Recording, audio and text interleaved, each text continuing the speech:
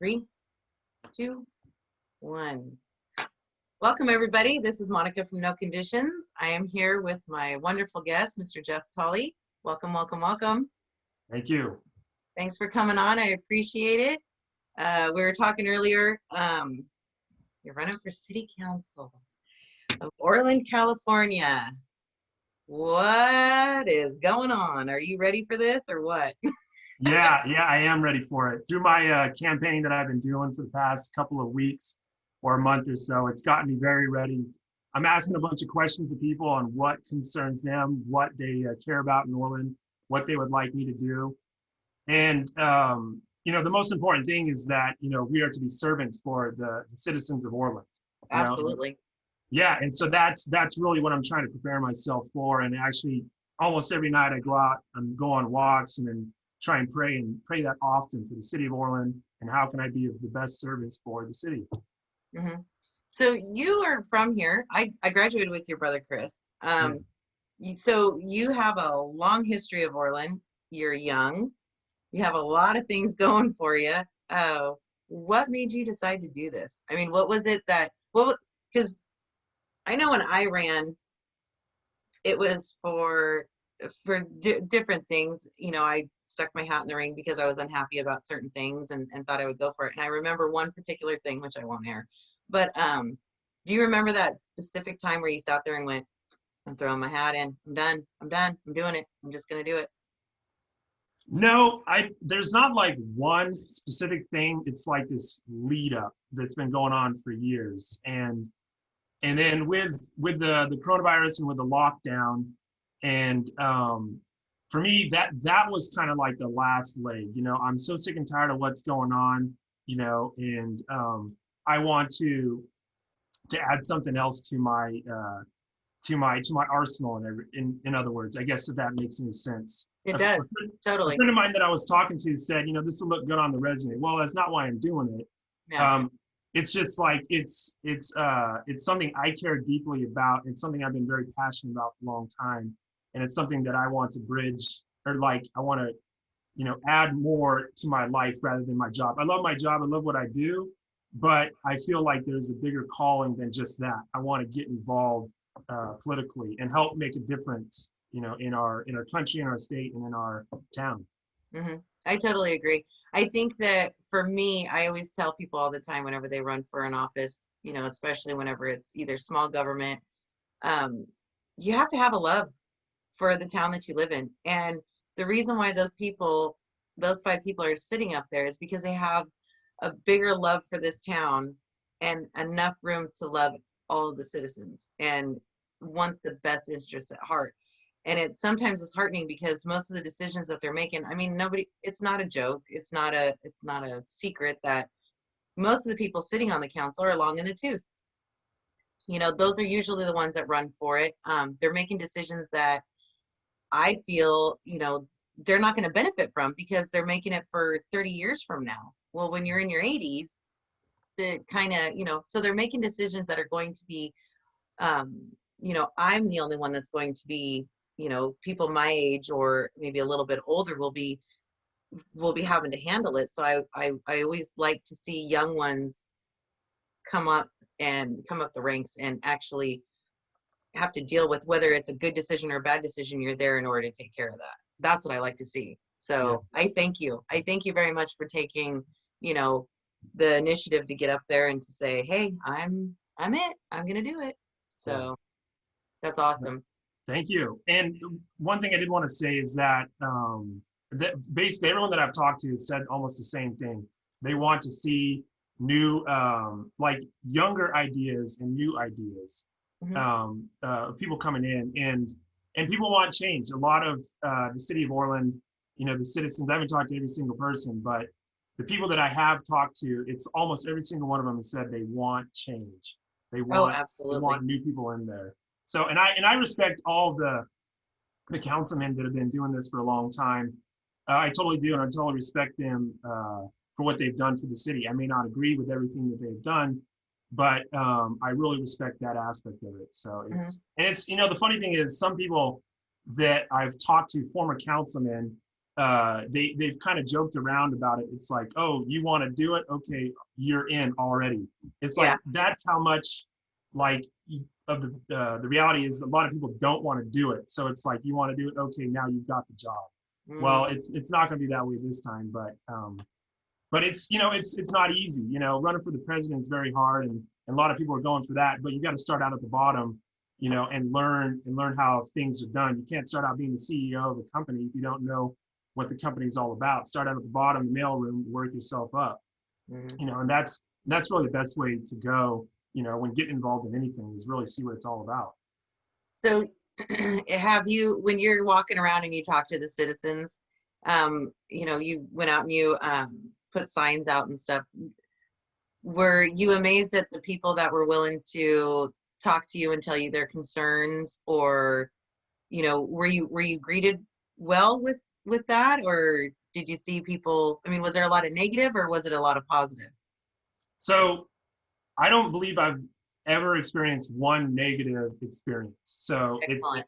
it's been all very positive. Everyone has been very supportive so far. I have not talked to everyone, so I know there will be people out there that are not supportive of me, and that's a good thing too, because that's a healthy democracy. That's a healthy country Absolutely. that we have, and we have to be able to voice our concerns and voice our opinions in a civil, respectful way where you're honoring the other person's beliefs. You may not agree with it, but you can at least talk to the person. And I think, and I'm open to that. I'm open to talking to anyone that has different beliefs than myself. That's very important. Actually, I remember a really good conversation I had with a couple of years ago. He recently passed away. So a friend of mine and I were talking with this gentleman, and actually a priest, a Catholic priest, and we both knew politically, his views were different than ours. But we had a very good conversation, very respectful conversation, and I really actually liked talking to him about what we were talking about. It was like we need more of this in our country. It doesn't matter if you're this side of the equation and that side of the equation. We need to get together and work things out and talk things over. That to me is extremely important. Oh yeah. And I think I've said this in the past on other podcasts, that I don't ever remember it being so red and blue. Like it's just so, like you can feel it. It's like a ticking time bomb in the atmosphere, and I always tell people, to me, whatever happened to agree to disagree? Whatever happened to that? If you don't like something, you turn around and walk away. But it's like people are, I want to stand on that mountain and I want to just throw my ideas out there and you're going to like it. Well, the problem with that, and I learned long ago, my grandfather used to say, just because you're on a mountain and you're yelling and everybody can hear you doesn't mean you're right. It just means you're loud. And to be Yeah. honest, he's absolutely right. He's Yeah. 100% correct. And that's what you know, even in small town politics, you see it all the time. People, they have to give their opinion and it's like you say, okay, I understand. And then they're just coming at you more and more and more and more and more because they want you to really understand, Yeah. and the older generation, that's what they're used to. And us, we're not so much. Like we can fact check at any given time. Do you think that's important? Do you think that's important whenever you're running for something like this, that technology is definitely different than even 10 years ago? Yeah. It kind of helps out, doesn't it? Yeah, it does. I don't have millions of followers on my page, but I have way more than I thought I would get. I was actually hoping I'd get like 100 or something like that, and now I have more than that. So, Yeah. and I think for me, it's so important to be transparent. So that way people know what I'm about. That way, if elected, and I don't know if I'll be elected, but if I am elected, people need to know what I stand for and what I believe in and what I am fighting for the city. And if Mm. people don't like it, they need to feel comfortable with talking to me about it, not in a shouting match, but that way we can talk it over, and I can walk away saying, you know what, that person had some good things to say. I need to think about it. Or the other person saying, you know what, he said some things that I didn't think about. I need to think about that. Hmm. So that way it kind of makes a more cohesive city. We're not LA, we're not San Francisco, we're not Sacramento, we're not even Chico. We're like a tenth of the size I know. of Chico. Like we are so small, but it still doesn't matter. We need to live in a very cohesive environment where people are respected and loved and appreciated. So That's Mhm. very, very important. Mhm. So your family, of course, they've lived here now. On the little synopsis that you gave, it's now your family is the longest running family in Orland. Is that what was that I read? Okay, so to my knowledge, my family is the oldest family within the city limits of Orland. I Okay. don't know of any family that's been around longer than us. We've been here since 1901. We Hmm. lived on the outskirts of town. We had a Tolley Gardens on County Road M. So that's where my great grandfather settled. He immigrated from New York in 1901. So I'm the fourth generation. But within the city limits, I know for a fact that there are people that have been around longer than us outside of the city limits. And I Yeah. actually talked to one of them last weekend. You know, great family as well. But within the city limits, I don't know of anyone that's been here longer than us. So You got some blood in the dirt, is what they say. So that's absolutely, definitely it. I think yeah. that's awesome. And we I just want to touch lightly on this. When you and I had something in common, we both were on a Zoom meeting through the city council. The council was having a meeting, we were on Zoom, and a touchy subject came up about housing, and you were very passionate about it. And I'd like, with your permission, to kind of give a little detail about what happened, and kind of give it from there. Is we were on a Zoom and we were listening, and they were offering up housing in Orland. And it's hard because people who, housing is almost nearly impossible in Orland, especially now with the pandemic. Yeah. And our goal is to make sure that we take care of our citizens. We also help other people, but our citizens first. Is that kind of what you were going for? Oh yeah, completely. And I have like some skin in the game with that because I personally experienced the housing, in Orland. Because so this is about a year ago, or over a year ago. Back in beginning of 2009, I started to go out looking for housing. But this is like 2 months after the campfire. 2 months after the campfire, so home prices shot up through the roof. So I follow economics. I follow the stock market. I'm like, well, a little bit of a bubble. It's going to come down. There's no way in heck I'm going to buy right now. The price is going to come down, and they have, a little bit. But so okay, I'm not going to do that. Let me go out and look for an apartment. So I went out looking for apartments. The problem is I go online and I know of, the big ones in town, but everything that I saw was all for low income housing. Every single one of them was for low income housing. One of them that I thought would not be for low income housing was, and that like made me really upset. I'm like, well, what the heck? And for me, I have a friend of mine that I know. She came into this country illegally, and I talk about this on that the council meeting. But she came into this country illegally, but yet she is living in one of the places, Hmm. and she pays like pocket change per month. But she has a place. But yet me, I'm looking for a place. I make too much money for that, so I can't find a place. So I'm kind of SOL with regular houses, with trying to find that, and then I'm kind of screwed with apartments. So what the Hmm. heck? What am I going to do? So I found a friend of mine, and a friend of mine I've known him for a long time, and we actually ended up moving out to Chico, and that was the beginning of the year, so like January 3rd or something like that. So we move out there, and then that situation didn't work out, unfortunately. And so he ended up taking off to Arizona because his family, moved to Arizona a couple months earlier.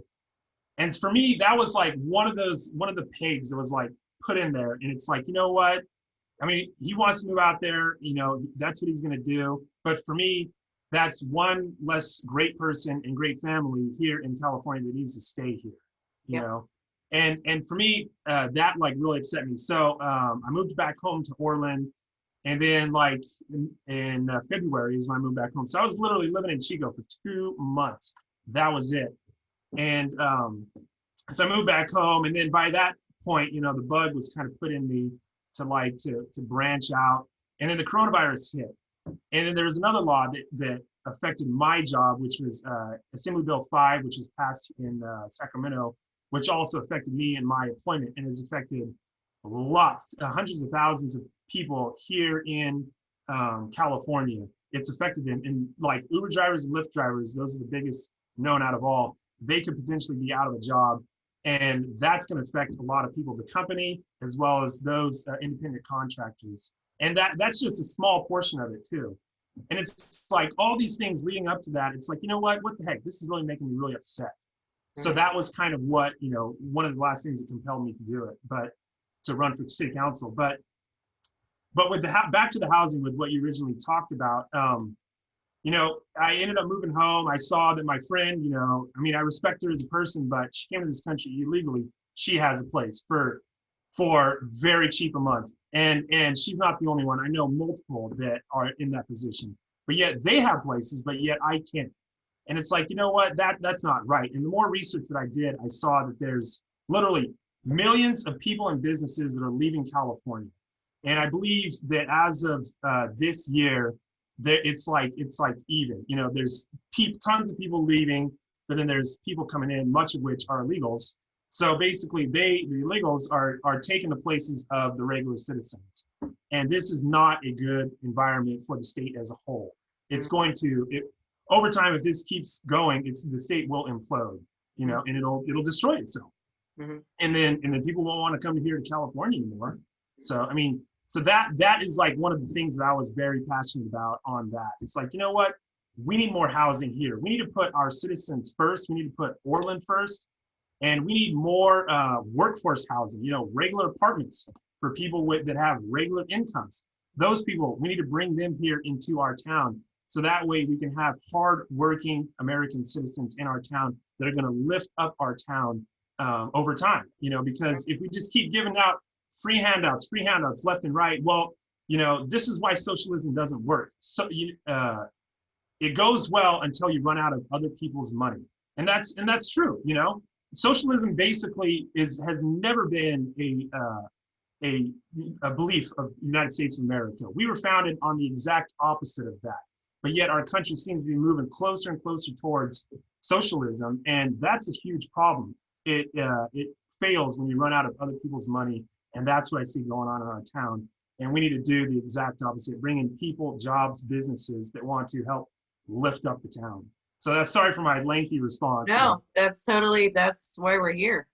I always tell people, especially whenever I hear that they're running for any type of office, I do have some skin in the game where, I have a child. I have a 10-year-old whom I literally am so afraid for now because I don't, we're in uncharted territory. This is something that, this isn't something that we can sit there and be like, well, our great grandfather went through this at one time, or this happened, or that happened. The way technology is, the way, you know, I mean, I don't know about you, but I'm a TikTok type of gal.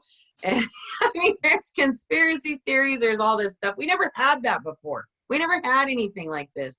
And, you know, I want my child to stay, near me, but I also want her to be able to flourish and go out and eventually one day maybe come back to Orland and raise her family and all this kind of stuff. Well, she's not going to want to do that when there's literally nothing here for her. You yeah, know, I have a brother who is 6 years older than I am, and the thought of crossing the bridge makes him absolutely ill. He cannot stand Orland for different reasons, but still, the last thing he wants to do, the last thing he ever wanted to do was raise his family here. He's like, I don't want my kid to grow up here. There's nothing for them. There's nothing for the kids to do. On a Saturday night, we used to be down at the car wash or at the pool hall or, whatever. And now that a pandemic is going on, that's why I think it takes serious people. Not saying the council isn't serious, but they really don't have a whole lot in common with the voters. You know, they're checks, they're retired. If, I would say probably all of them but one or two, excuse me, because Billy's in now, are retired. They have nothing in common with the voters. That's my problem, and I've said that from the beginning. I want yeah, it to where when you do vote on something that it benefits everybody and not just people, it may not be your bag, but when I say, hey, let's do this for kindergartners, well, it's been 60 years since those people have had a kindergartner. You know yeah, what I'm saying? So yeah, I want somebody to have something in common. You have more in common with my 10-year-old right now than an 80-year-old. You and her could probably have a great conversation about Yeah. Facebook and Instagram and all that kind of stuff. She has nothing in common with them. You Yeah. know, she's probably going to get a quarter or $5 in the mail in a check, and then she's going to look and be like, I don't get it. That's how there's such a wide gap. So Yeah. that's why I like seeing young ones. I think we need to keep that going. We need to keep that energy going and get people in that, I think, you should have a business, or you should, be a, a, a worker who's out working, and maybe have somebody who's retired, kind of get a little variety of people on there. Yeah. And especially ones that have good ideas. I love the fact that when you walked up, you told me your name, you told me what you were doing, and I could ask you any question on the spot. Yeah. And you did not have that look of sheer fear whenever I did. And that's what I like. Yeah. I'm a beautician, so I hear everything. And I have not heard one bad thing about you. And that's awesome. That's So good. I love to hear that. I absolutely love to hear that. So Good. what's your platform? Like, what is your number one thing whenever you get in? What is the one thing that you're going to focus on? So business and jobs. So that's like number one and two, but in essence, it's the same thing. We need more businesses and jobs. And I have spoken with officials at the city, and the council right now is pro business, pro jobs. They want to bring that in, and I think that's awesome. But for some reason, the businesses are not they're not wanting to come here. Like for example, Why not? developers that want to build like apartments. They'll dabble, they'll look, they'll check out Orland. It needs some more apartments. Let's go check it out. So they come check it out, and like, well, shoot, this is what we could get on income there. We can get this in income in Chico. So why, as businessmen, why would we want to go to Orland? We're going to go to Chico.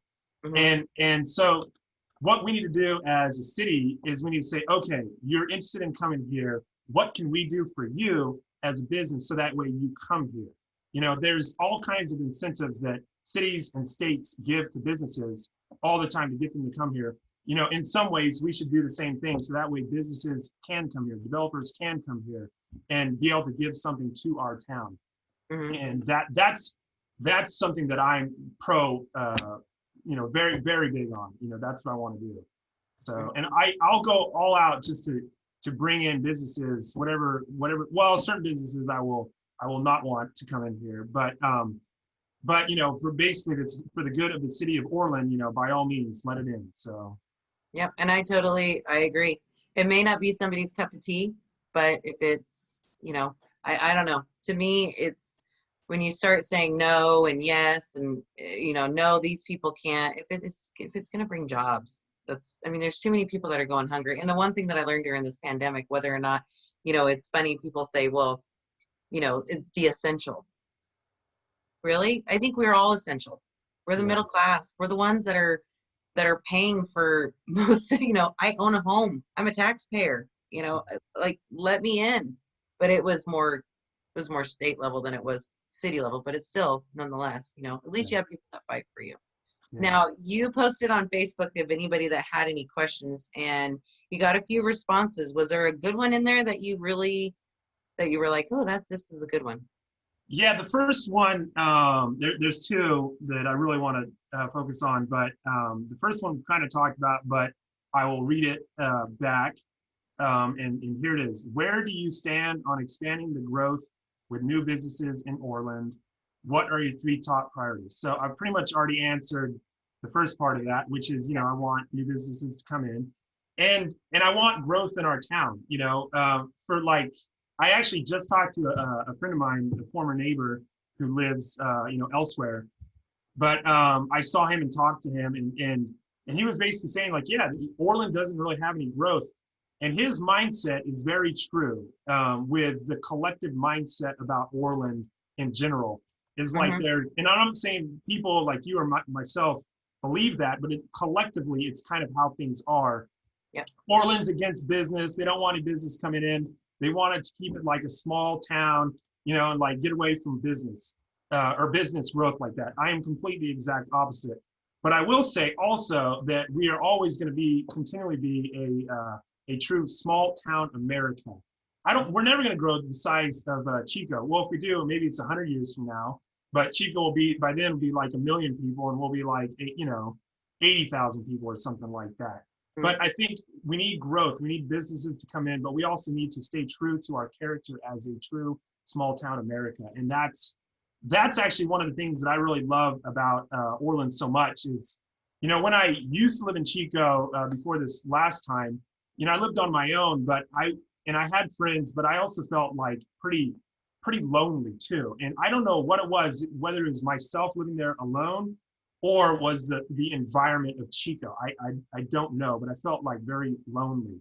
But here in Orland, almost every night I'm either going on a run or like going on a walk by myself so I can just detox, get away from everything.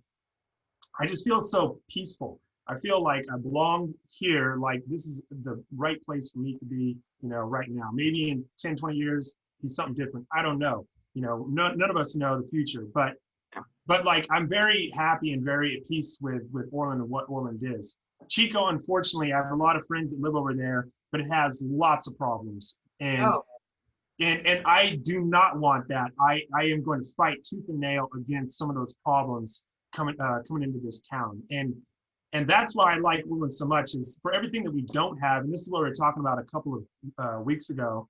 But for everything that we don't have, there's an adverse reaction to that, I guess. That means we have this, and this, which is like in essence peace. We can enjoy ourselves. We can talk to our neighbors. We know our neighbors. There's more trust in the town, and that's a wonderful and good thing. And that's what needs to stay at the true character of what Orland is.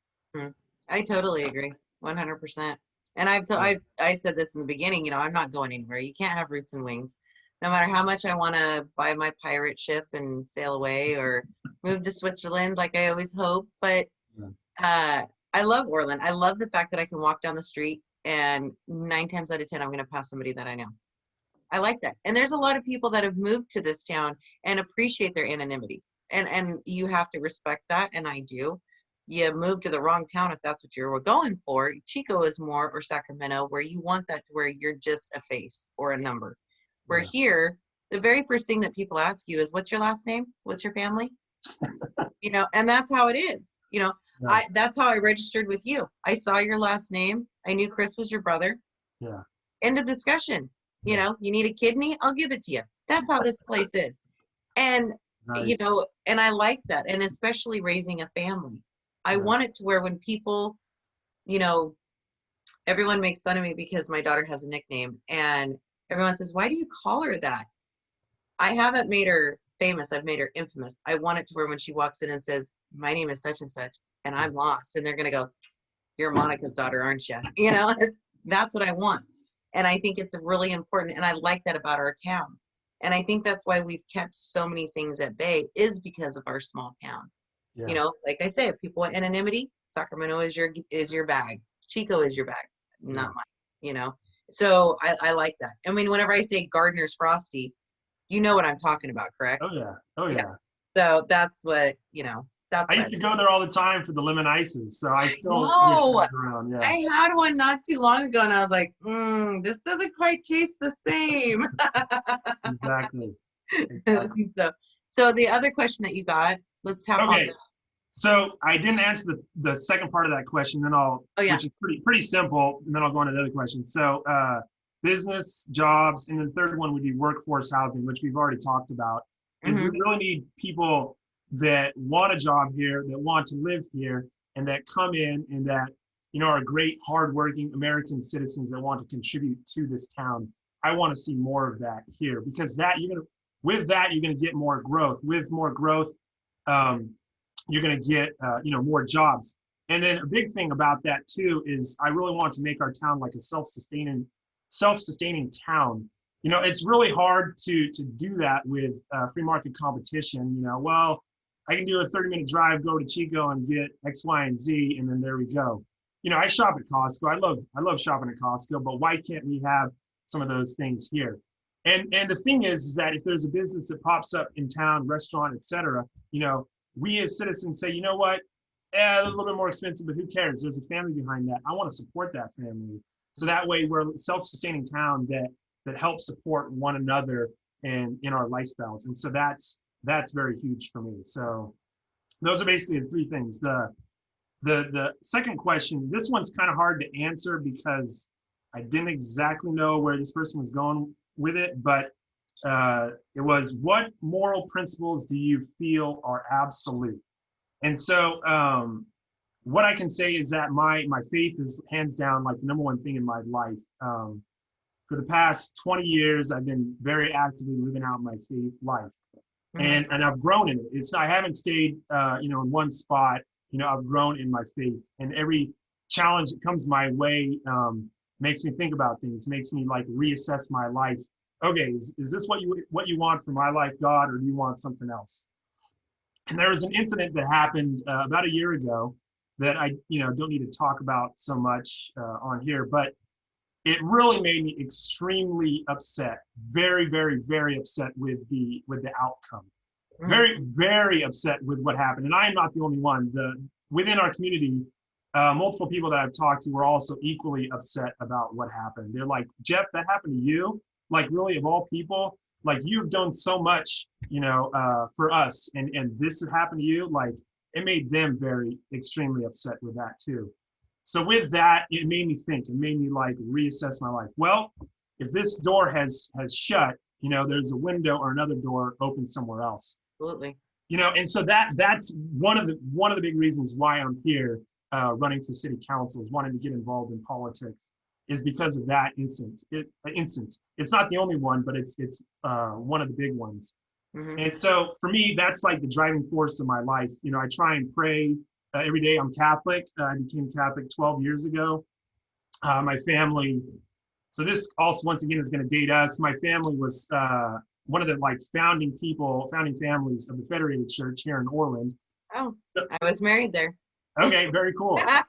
Yeah, but this church started in like 1937 or 1939, and we were one of the original families that started it, or Hmm. that got that going.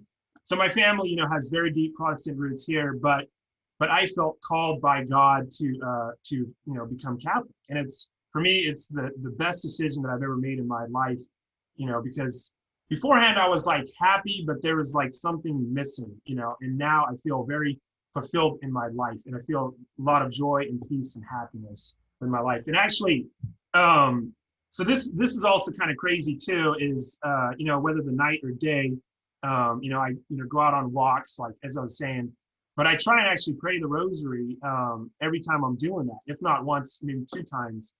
And once again, I'm praying for the town. I'm praying for God to guide me of whether He's calling me to be on the city council or not. The voters, they're the ones that will end up making that decision. Hmm. But I'm always wanting that guidance to make sure that I'm doing this for the right reason. Yes, that one instance that happened about a year ago made me like very mad and very upset. Okay, I need to take that, set it aside, and not focus on that, and say, okay, God was showing me something. What is He showing me? I could throw out names. This person did this person did that. Forget about it. It's done. I need to be able to forgive those people and move on with my life, Hmm. and see the other door that God is trying to show me or open towards me or for me. And this has actually been really, it's been tough, kind of, because I don't have a retirement check. I don't have a pension. I don't have an annuity. I don't have any of that coming in. I have to go out and make a living for myself. And so I don't have all that free time that some people have, when they run for office, or they have like a giant, mega farm, is some of our representatives for our area have. And I am by no means, I am not against any of that. I think that's a wonderful thing, but it's just my situation is different. So I have to go out and make a living. So here I am juggling that, and I'm juggling, running for office at the same time too. Just before this interview, I was like making calls because I'm an insurance agent for the Knights of Columbus. I'm making calls. I'm doing my work. I'm sending out letters to people, and I'm just watching the time go by. It's getting closer and closer to our interview time. And I'm like, man, I'm gonna have like zero time to prepare for this. Like, well, what the heck? But you know what? Who cares? You know, I Exactly. I enjoy it. People have been extremely supportive of me doing it, and they're like rallying behind me big time. So I think, in essence, what I'm trying to say is that God is showing me this is the path that He wants me going down. So, so that, and then there's other things which are like equally as important, and I'll talk about that on another interview. I have another interview I should schedule, I think, for about next week with a friend of mine, and that is actually more geared towards faith. So open up that, can at that time. But for me, like, that is like the number one thing. And if, and I heard, and this is one thing that I'll talk about, that there was like a porn shop or something like that someone was wanting to bring into town, and I, for whatever means, I didn't hear about this, but a friend of mine did, and that compelled the person to go down to the city council and talk against it big time. And so the city council voted no against it.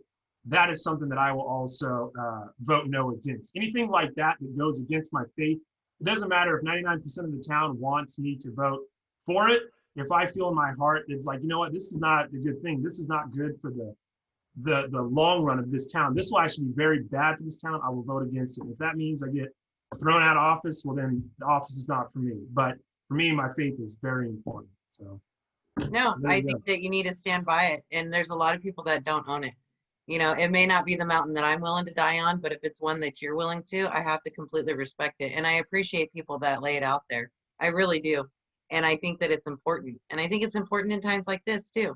Everyone can use a little bit of faith, and there's Yeah, nothing wrong with that. And most people, you don't find out how they really truly are until they've already gained office. And I'm glad to see that you're using this as a platform to get into office. I think that that's great that you're showing people that this is actually possible and this is what I believe in. And we're not voting for you because your family's been here the longest or your yeah, age or whatever. I wanted to know that you're making the best decision that you possibly can in my absence, should I not be able to be at that council, that is best for myself and for my family. And I have a 10-year-old, and there's a lot of people that I say all the time, I have a child, but I'm not the only one.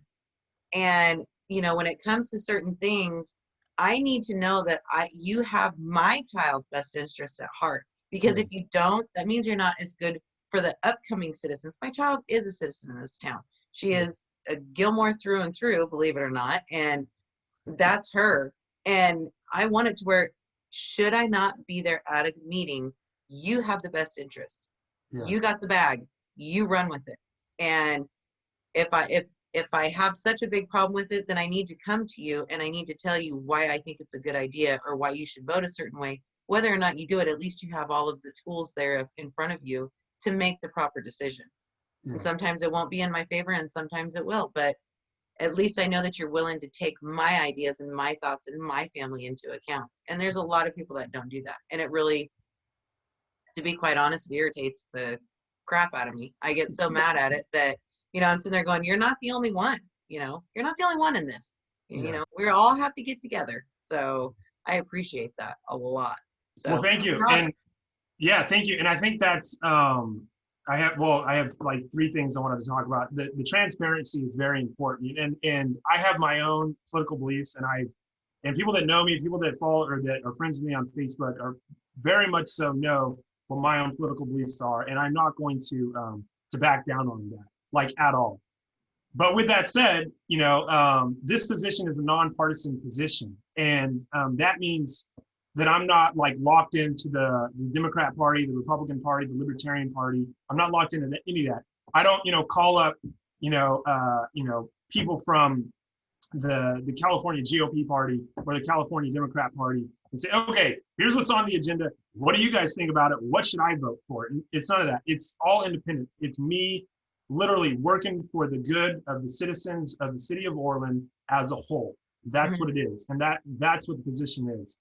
So I haven't fully like come to the piece of being able to state my political beliefs yet, but I know I will at some point. Maybe it'll happen on the next interview. I don't know, but with that said, okay, so Jeff is pro Trump, Jeff is pro Biden, so then, oh, that means I'm not voting for him. Oh gosh, I don't want to talk to that guy. No, it's not that way at all. I am going to be as transparent about my beliefs, and I am very welcoming to you and to your beliefs and talking to me, so that way we can engage in a civil, respectful, loving conversation where you hear what I have to say and I hear what you have to say, and we can maybe work things out, but maybe we won't, but we can walk away saying, you know what, it's a good conversation. Jeff's still my friend, or whatever it is. And that to me is extremely important. And we need more of that within our countries to be able to respect each other and whatever that person's political beliefs are. And I think, I like I'm saying, I will come out with my beliefs at some point. If people can't already figure it out, I'm pretty sure people can already figure it out. It's pretty blatantly out there. But the reality is, I will still talk to anyone on the other side of the political spectrum and try and hash things out. Because I still have friends that are on the other side too. And there's nothing wrong with that. Everyone has their own beliefs. See, and I think it's just, you got to be kind to one another. There's yeah, nothing wrong. You don't have to be a crappy person. Your political party should not make or break a friendship that's been going for over 30 years, because most people were registered as that before any of this started. And I don't know. I think that we're losing sight on it, as to just be kind to one another. You don't have to be a jerk. And I'm not sitting there trying to change your ways. Um, but everybody is just so for myself. Everybody's like that. I've noticed that in certain things. What is it going to do for me? I learned a lot during this pandemic.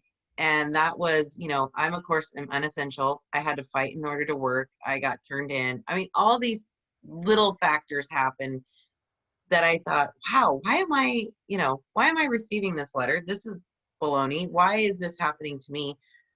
And then I talked to a girlfriend of mine who was losing her house. Her husband lost his job. She couldn't work because she has to stay home, and bonus, throw in distance learning at the same time. You know, it's it's kind of hard, because the people that you thought were so strong, this was at their breaking, and they survived it. And it's the truth. I sat there and I thought, God, I really need to stop thinking about just myself. I need to quit being so selfish, and I need to respect other people, be kind to one another, and know that when we take all our problems and we throw them in a pile, we'd all reach back for our own, because somebody else always has it worse than you do. yeah, And I forgot that that's what I loved most about this town, you know? yeah. So I don't know. I think that I am so thrilled that you're running. I'm glad that you are. I think that people, once they talk to you, they would realize that, you are not this, millennial that has no time for the older generation that is willing to just, oh, I don't have time for that. I'm sure you have just as much older friends as you do same age friends as yourself. Yeah. I mean, am I right? So I'm gonna say something about that. The oldest friend I have in town, I think she'll be 90 next year. Hmm. So this is how cool she is. So her and I get together a couple times a year, and it's almost like on her insistence. She wants me to come over and have pizza and beer. I kid you not. That's So, awesome. dude, it's like the coolest thing. I love going over there, and we'll pray together and we'll talk, and then have all kinds of long conversations. But she wants this to happen. Like, so the pandemic's been going on. We've been having our distance, but like we've done this multiple times, and for me it's like the highlight of my day. It's just the coolest thing. And she's not the only one. Actually, I've gotten multiple calls from people that are older people, because once you run for office and your name Oh and yeah. phone number and all that's published, so then people give you a call. And I've gotten a call from I won't say who this person is, but I got a call from the person. I knew who he was, and I talked to him. I gave this person my time, and I've spoken with him multiple times. And then another couple called, who is also older, and they're like, "Come on by, we want to meet you." It's like, all right, well, and then so we settled on that day, and then so I went by there. I plan on going by there like a half an hour or an hour, because I wanted to go on a run. So I showed up like at 6 p.m. and I was like, all right, I'm out of here at 7. I'm going on a run. I stayed there until 8:30 at night, and then at that point I'm like, yeah, I should really definitely go. But it's like we were talking. I knew who they were. They knew who I am. They knew who my family is. But I wanted them to know my beliefs. So if anyone wants to talk to me, by all means, I'm more than willing to do that. And actually, the Glenn County Republican Women Party had me at an event of theirs like a couple of weeks ago, and so I went out and talked there, kind of gave a speech, and then it was a wonderful thing. I totally enjoyed it and talked to many people after that. But I heard that there's like a Democrat person that said, well, we want him to come by too. And by all means, that invitation is there. I'll go by there and talk as well. So please reach out to me, and I'm more than willing to talk to anyone. Once again, we may not believe the same things, but it doesn't matter. I respect you as a human, respect me as a human, and there we go. You can have a conversation with anybody. So if anybody wants to get a hold of you, you are found on Facebook, and they can message you on Facebook and talk to you and ask you anything that they need. Yeah. Yeah. Oh yeah, definitely. And I've been doing that. It's my workload has gone up quite a bit because now I'm trying to respond to everyone. But I actually really like this. So I'm an insurance agent, and I started about 2 years ago selling insurance for the first time. And I've been doing this for a while, and like maybe a couple of months, but our agency had like a social event. So these guys, the guys in our agency, they didn't really know me all that well. But whatever was going on, I was talking to someone, a random person. I don't remember who the person was. I don't remember the conversation, but I was talking to them, and they're like talking amongst themselves, like, oh yeah, look at Jeff. He's over here talking to anyone. He'll make it in this job. And that's the type of person that I've always been. I don't care who the person is. I'll talk to anyone. Mm-hmm. And so kind of another thing. So I remember when I was like in high school, so at the Eagles, they were having like a dinner that night, like on a Friday or something. And so myself, my dad, and then a friend of mine, we were sitting right next to this one guy who was a veteran, and I forget, which branch he was, but he was older, and he probably right now, this is like 20 plus years later, he's probably deceased. But we were talking with him, and here I am, like a 16, 17-year-old, whatever. And I just love that conversation, and I still remember it, 20 years later. It's like that was like the coolest thing for me, is being able to talk to anyone, and also do exactly the same, talk to very young people. So I go to St. Dominic's Church. Well, things are still kind of shut down there, but when things were all open, we'd meet, in the church and then talk afterwards. And so there's this young girl, she's like 5 or something like that. She would always come up and talk to me. And so it's funny because her parents like knew who she was, and her parents were totally cool with it. They didn't care. So, but she'd come up to me and she's like super excited. So then one day, like her sister was there, who's like younger than me. She sees her talking to me. She comes over like quickly and like takes her away.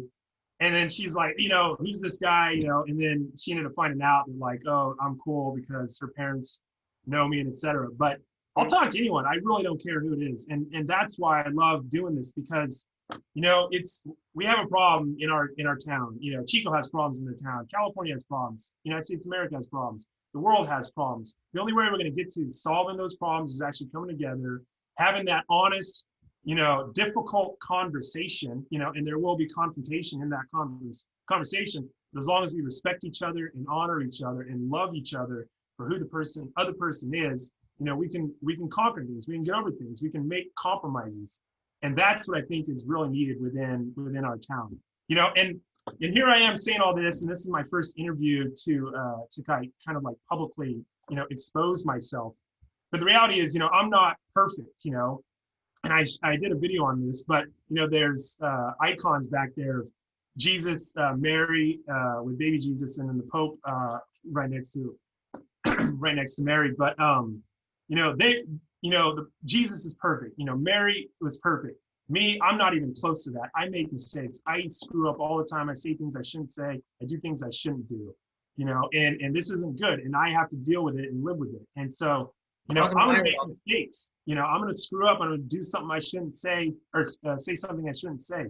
And I'm not saying this like this is, oh, that's just an excuse. Jeff's so, okay. No, hold me accountable. If I do something that is stupid, talk to me about it. So that way, oh, you know what? You're probably right. I should not do that again. Mm-hmm. So, because that's our job as politicians, is to be public servants for the good of the people that we're representing. And if we aren't doing that, they can get voted out of office. Donald Trump's the president. I'm 100% with you on that. I get so irritated whenever I see people do that. And I get irritated whenever I go to a meeting, and it doesn't matter what meeting. I can go to a city council meeting. I can go to a supervisor. It doesn't matter what meeting I go to. When citizens take the opportunity, who are socially unable to even wrap their brain around something, and they're upset enough and they want to go and put themselves out there in order to ask a question, and only to get shut down and make it feel like their opinions or their feelings are nothing to them. Going up to that podium, I've done it several times, it's not fun because you know maybe 2 out of the 5 are listening to you. The other 3 have already made up their mind, or the other 2 are just being polite. Yeah. But you're you get voted in by people who put your name on a ballot. They voted you in there. Now Yeah. do your job. Yeah. I should feel comfortable. It's no different than me going to a boss and say, "Hey, I don't like what just happened. This is what. Okay, well, let's see what we can do."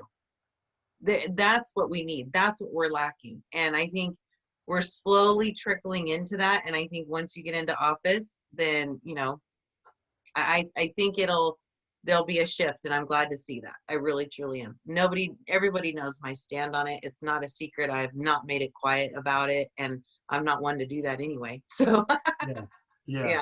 So what do you have coming up next? What do you got going on? So you said you're going to meet with the Democratic women? No, only if I haven't heard from them, but if they Okay, invite me, I would by all means go to that. So that would please, be awesome. yeah, if you're watching, by all means, reach out to me, and then I'd love to go give a talk. So that's. But the next thing that I have scheduled, well, 2 things. So would be the interview with a friend of mine, and that'll be more focused on like faith. Yep. He has his own podcast, and he focuses more on faith talks. But so that'll be like next week or so. So we're gonna do that, and basically the same thing, like a Zoom meeting. Hmm. But one thing that is going to be coming up, that'll be basically going on for the next 7 weekends, 7 Saturdays. I'll try and do it on Saturdays alone. Is I'm going to go door to door and try and hit up every single home in this town, and either talk to the person or leave them a postcard that I've had made. Hmm. And I'm going to get a postcard. It's just right over there. Hold on a second. Okay, I'm going to show it. I should have had it prepared, but hold on a second. you're fine.